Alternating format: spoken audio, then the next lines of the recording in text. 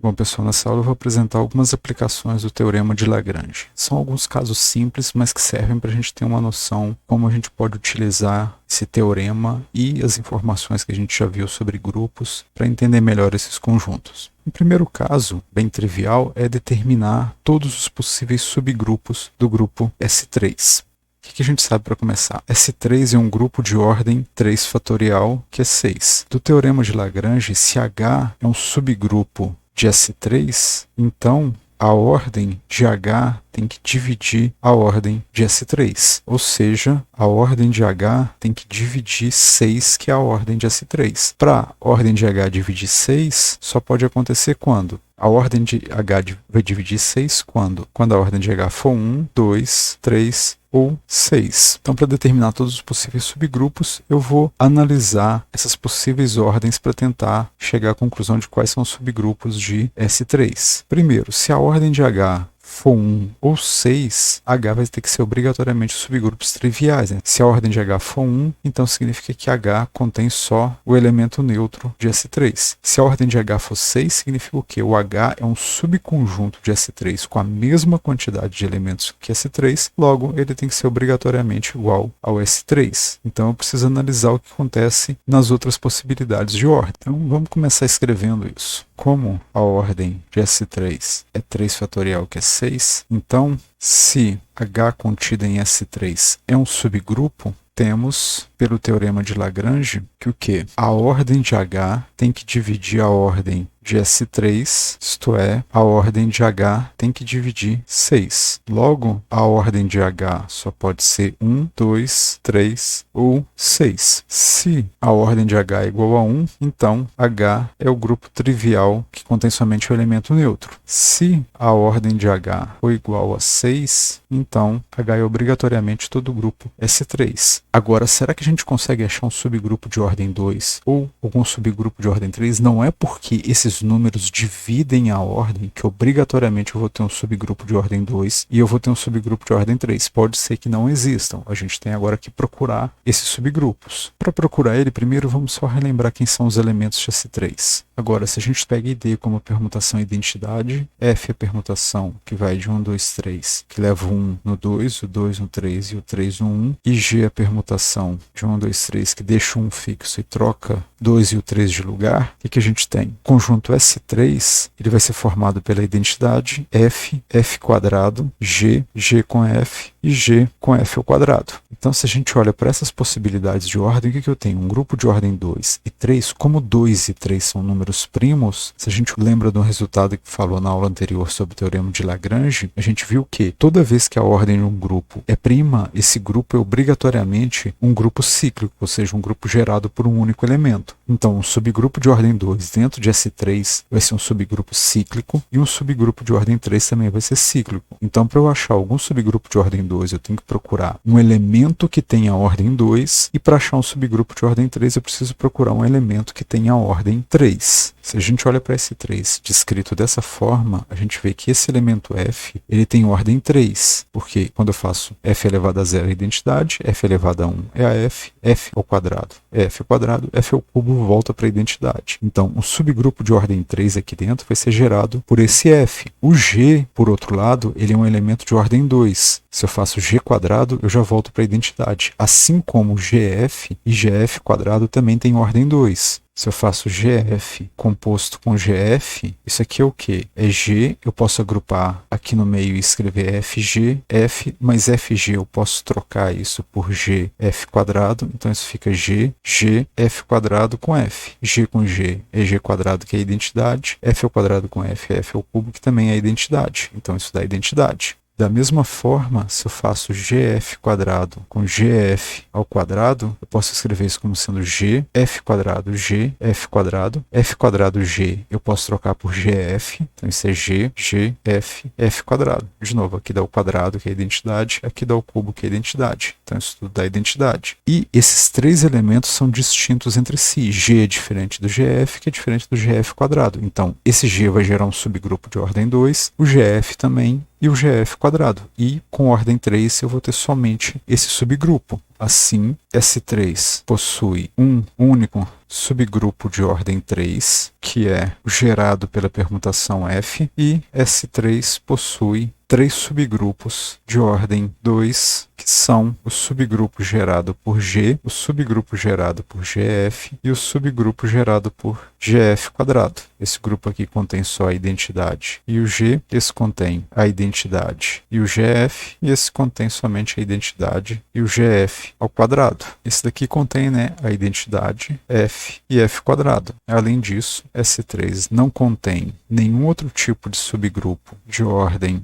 2 ou 3, pois, como esses números são primos, então subgrupos de ordem 2 ou 3 são obrigatoriamente cíclicos. E aí isso conclui o caso dos subgrupos de S3. Então eu tenho 3 subgrupos de ordem 2, um único subgrupo de ordem 3 e os subgrupos triviais de ordem 1 e de ordem 6. Esse raciocínio a gente pode aplicar porque o subgrupo S3 ele tem ordem pequena, a ordem é só 6. Você já pega o subgrupo S4, ele já tem ordem 24, e esse tipo de análise que a gente fez já não é tão simples assim. Posso ainda usar Lagrange para determinar quais são as possíveis ordens de um subgrupo. No caso aqui, a possível ordem de um subgrupo tem que dividir 24. Só que aí eu tenho como possibilidade o quê? 1, 2, 3, 4, 6, 8, 12 e o próprio 24. Então fazer essa análise para o S4 aqui já é um pouco mais complicado. Elementos de ordem 2 é fácil de achar, elementos de ordem 3 também, mas determinar, por exemplo, se ele tem um subgrupo de ordem 12 ou um de ordem 8, já fica um pouco mais difícil usando somente o teorema de Lagrange e uma análise dos elementos. Existem outras ferramentas, existem outros resultados que garantem, por exemplo, que esse grupo vai ter um subgrupo de ordem 4, um subgrupo de ordem 8, mas esses resultados, infelizmente, fogem do programa desse curso.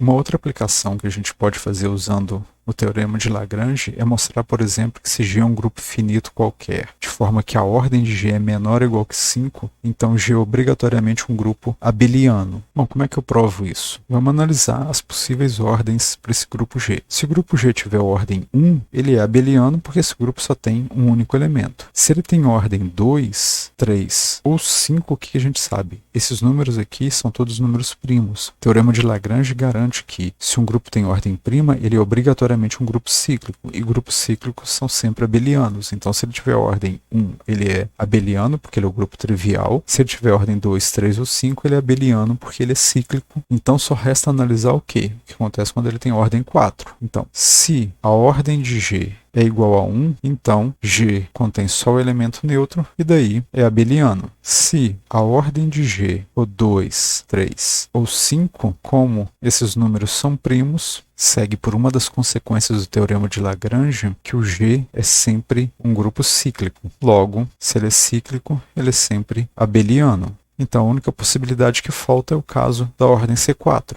Suponha então que a ordem do G é 4. Como essa ordem é 4, esse grupo tem que ter algum elemento diferente do elemento neutro. Sim, seja x em G com x diferente do elemento neutro. Daí, pelo teorema de Lagrange, a ordem do grupo gerado por esse x tem que dividir 4. E, como a gente está supondo que o x é diferente do elemento neutro, a ordem do x só pode ser 2 ou a ordem do x é 4. Se a ordem do x for igual a 4, então o gerado por x é um grupo com 4 elementos dentro de um conjunto que contém somente 4 elementos. Então o gerado por x vai ser obrigatoriamente igual ao G, ou seja, G é cíclico e com isso abeliano. Agora, se a ordem do x for 2, como x é qualquer elemento diferente do elemento neutro, significa que todo elemento diferente do neutro em G possui ordem 2. Assim, para todo x em G com x diferente do E, o grupo gerado por x é diferente do grupo G. Novamente, pelo teorema de Lagrange, a ordem do grupo gerado por x vai ser exatamente 2. Logo, o que está acontecendo? X ao quadrado dá o elemento neutro para qualquer x no grupo G. E a gente já viu um resultado que se num grupo G vale essa igualdade, esse grupo é obrigatoriamente abeliano. Então, portanto, G é abeliano como a gente queria. Então, qualquer grupo finito de ordem menor ou igual que 5 é obrigatoriamente um grupo abeliano, ou seja, um grupo comutativo. E uma última aplicação é seja G um grupo, de modo que a ordem de G é P vezes Q, onde P e Q são números primos. Se G for um grupo abeliano e o P diferente de Q, então obrigatoriamente G é um grupo cíclico, ou seja, qualquer grupo de ordem P vezes Q, onde P e Q são números primos distintos, e o grupo é abeliano, é obrigatoriamente o gerado por um certo elemento X. Então, quero mostrar que eu consigo encontrar um elemento nesse conjunto que, se eu pegar o gerado por X, isso dá todo o grupo G. Como é que a gente faz isso? Então, seja G um grupo abeliano, tal que a ordem de G é um PQ, onde P e Q são números primos com P diferente de Q. Como P e Q são distintos, esse número é obrigatoriamente maior do que 1. Ou seja, esse conjunto G tem algum elemento diferente do elemento neutro. Então, como a ordem de G é maior do que 1, existe um X no conjunto G, tal que o X é diferente do elemento neutro do grupo G. Daí, pelo teorema de Lagrange, a ordem desse elemento X tem que dividir a ordem de G, isto é, a ordem de X tem que dividir P vezes Q. Para a ordem de X dividir P vezes Q, como X é diferente do elemento neutro, a ordem desse elemento X só pode ser P, Q ou o produto de P por Q. Daí, a ordem de X pode ser P, Q ou P vezes Q. Vamos analisar essas possibilidades. Se a ordem de X for igual a P vezes Q, então o subgrupo gerado por X vai ter ordem P vezes Q, logo o G é simplesmente o gerado por esse X, que era o que a gente queria. Se a ordem de X for P, então seja H o grupo gerado por esse X. Qual que é a hipótese que a gente tem? Esse grupo G, ele é um grupo abeliano. Se ele é abeliano, qualquer subgrupo é normal. Daí, o G quocientado por H é um grupo, pois G é abeliano, e daí H é um subgrupo normal de G. Agora, qual que é a ordem desse grupo? A ordem de G quocientado por H vai ser exatamente o Q, que é um número primo. Logo, por uma consequência do teorema de Lagrange, esse grupo G quocientado por H é um grupo cíclico. Assim, G quocientado por H é um grupo cíclico. Daí, existe um elemento YH pertencente a esse conjunto, G quocientado por H, tal que o G quocientado por H é o grupo gerado por essa classe YH, onde a ordem desse elemento YH é exatamente Q e esse Y é um elemento que está no conjunto G. Vamos então pegar o elemento Z formado por Y multiplicado por esse X. Agora, seja Z o elemento XY que está no conjunto G. Então, primeiro, note que Z é diferente de E, pois o Y não pertence ao conjunto H. Se o Y pertencesse ao conjunto H, isso aqui daria o elemento neutro, e eu estou pegando que esse elemento tem ordem exatamente Q. Por que se o Z fosse igual a E, o Y estaria no H? Se o Z é igual a E, significa que XY é igual ao elemento neutro, ou seja, Y é o inverso do X. Mas o inverso do X está obrigatoriamente no conjunto H, porque o X está no conjunto H, o X é justamente o elemento que gera o subgrupo H. Então, se o produto de X por Y fosse o elemento neutro, o Y pertenceria ao conjunto H. Então, o produto de X por Y não é o neutro, porque eu estou pegando esse Y, uma classe que gera o grupo quociente. Mais ainda, se eu faço Z elevado a P, isso é a mesma coisa que XY elevado a P. Como o grupo G é abeliano, isso aqui vira simplesmente X elevado a P, Y elevado a P. X elevado a P dá o elemento neutro, porque a gente está supondo que a ordem do X é P. Então, isso aqui dá Y elevado a P, que é diferente do elemento neutro, porque, por hipótese, P e Q são distintos. Não importa aqui se P é maior que Q ou Q é maior do que P, o que importa é que a potência YAP não vai dar o elemento neutro. Também, se eu faço Z elevado a Q,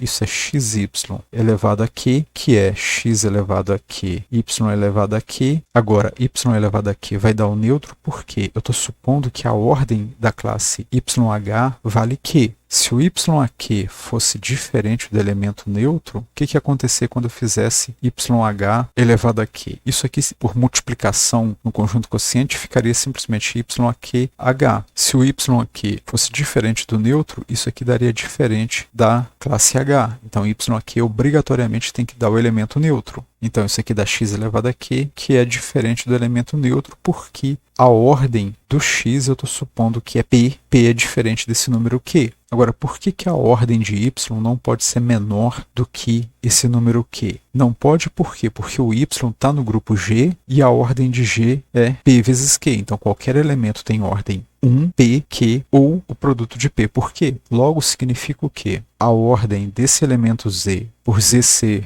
um elemento do grupo G e a ordem de G valer pq, o teorema de Lagrange diz que a ordem só pode ser 1, mas z não pode ter ordem 1 porque ele não é um elemento neutro. P a gente já mostrou que não pode ser, q também a gente já mostrou que não pode ser, então a ordem de z é obrigatoriamente o produto de p por q. Mas se a ordem de z é p vezes q, então o grupo gerado por esse elemento z vai ter p vezes q elementos, ou seja, vai ser igual ao grupo G todo. Portanto, o G é igual ao subgrupo gerado pelo produto de x com y. Do mesmo modo que a gente fez aqui para o caso da ordem de x igual a p, eu posso fazer para a ordem de x igual a q. Se a ordem do x for igual a q, se eu troco aqui, ao invés de p, eu pego um q, eu pego o gerado por x de novo, esse conjunto quociente continua sendo um grupo, porque G é grupo abeliano, todo subgrupo é normal, e esse grupo abeliano vai ter ordem agora p. E aí, p também é um número primo, o G quocientado por h continua sendo um grupo cíclico, ele vai ser gerado por um YH, só que a ordem desse YH vai valer p ao invés de q. E aí eu repito esse mesmo cálculo aqui com o p e o q, e aí eu vou concluir de novo que a ordem do elemento formado pelo produto de x por y também vai ser p vezes q. Então, o caso em que a ordem de x vale q é análogo ao caso anterior. E a conclusão é a mesma, que o G é gerado pelo produto de x com y. Portanto, G é um grupo cíclico como a gente queria. E aí isso conclui a demonstração. Bom, então esses são alguns exemplos de aplicações do teorema de Lagrange para alguns casos particulares. Mesmo nesses casos particulares, a gente consegue extrair bastante de informação a respeito do grupo. Para grupos de ordem mais geral, que não é produto de dois primos, que não é primo, que não é muito pequena, a gente precisa de algumas ferramentas um pouco mais avançadas para poder entender realmente como esses grupos funcionam. E essas ferramentas, elas fogem do programa desse curso. Quem for fazer um curso de álgebra 2 ou 3, com certeza vai ver esses outros resultados e vai ver que tem muita coisa que a gente realmente consegue determinar somente olhando para a ordem desse grupo. E aí esse vídeo se encerra aqui.